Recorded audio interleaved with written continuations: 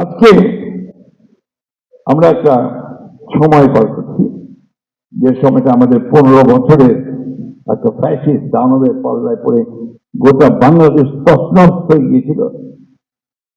কিছু নেই, না আছে অর্থনীতি, না আছে আপনার রাজনীতি। এখন এই 1 বছরের মধ্যে আমরা আমাদের যে অন্তর্বর্তী সরকার আছে তাকে সহযোগিতা দিয়ে আর অল্প সহযোগিতা করে আমরা একটা জায়গায় আসার চেষ্টা করছি, যাতে নির্বাচন যেন করা যায়। আমি কোন দলকে দোষারোপ করতে চাই না, কোন ব্যক্তিকে দোষারোপ করতে চাই না, কিন্তু হতাশার সঙ্গে লক্ষ্য করি যে কোনো রাজনৈতিক দল নির্বাচন যেন পিছিয়ে যায়, নির্বাচন যেন সঠিক সময় না হয় তার চেষ্টা করছেন। এটা ঠিক হচ্ছে না, কারণ এখন যেটা দরকার অতি দ্রুত নির্বাচনের মাধ্যমে একটা রাজনৈতিক সরকার দরকার।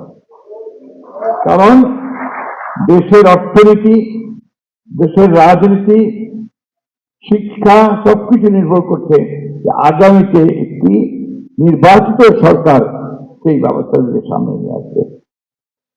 আমি ধন্যবাদ জানাতে চাই যে তারা অতি অল্প সময়ের মধ্যে অন্তত কিছু সংস্কারের কাজ শেষ করতে পেরেছেন, সংস্কার কমিশন। কারণ এটা প্রয়োজন আছে, প্রয়োজন ছিল পরিবর্তনের। আমাদের নেতা তারেক রহমান সাহেব তিনি 2022 সালে যে 31 দফা দিয়েছিলেন তারই ধারাবাহিকতা কিন্তু আমরা এই সংস্কারগুলোতে দেখছি। ম্যাডাম দিয়েছিলেন 2016 সালে ভিশন 2030, আর আমাদের আমাদের 19 দফা আমাদের মনে করে সবকিছু মিলিয়ে এই সংস্কার। আমি যে কথা মাঝে মাঝে বলি যে বিএনপির জন্ম তো সংস্কারের মধ্যে, সংস্কার দিয়েই আমরা একদলের শাসন ব্যবস্থা থেকে বহুদলের শাসন ব্যবস্থায় প্রেসিডেন্ট জিয়া নিয়ে এসেছিলেন। গণমাধ্যমের স্বাধীনতা freedom of press president Zia দিয়েছিলেন।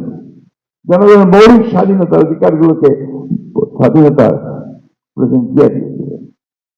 Madam presidential form of government থেকে পার্লামেন্টারি ফর্ম অফ গভর্নমেন্ট নিয়ে এসেছিলেন।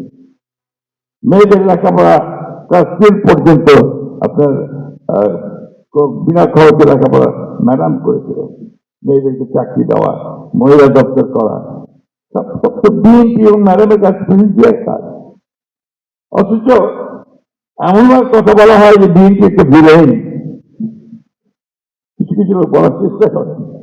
আমি নিশ্চিত হই বাংলাদেশে যা কিছু ভালো হয়েছে সব বিএনপির হাত দিয়ে হয়েছে, জনগণের হাত দিয়ে হয়েছে এবং দেশের বেগম খালেদা জিয়ার হাত দিয়ে হয়েছে। আমার দুঃখ হয়, কষ্টও হয় যখন আমি শুনি কেউ আপনাদের আজকে ইউটিউব হয়েছে বিরাট, তার মধ্যে অনেক বিখ্যাত ইউটিউবার আছেন, আপনার সামাজিক মাধ্যম, সোশ্যাল মিডিয়া, ফেসবুক, এখানে যে সমস্ত কথাবার্তা অনেকে বলেন দেখেন, আমার মনে হয় তাদের একবার চিন্তা করা উচিত যে সত্য প্রকাশ করা এটা কিন্তু তাদের দায়িত্ব।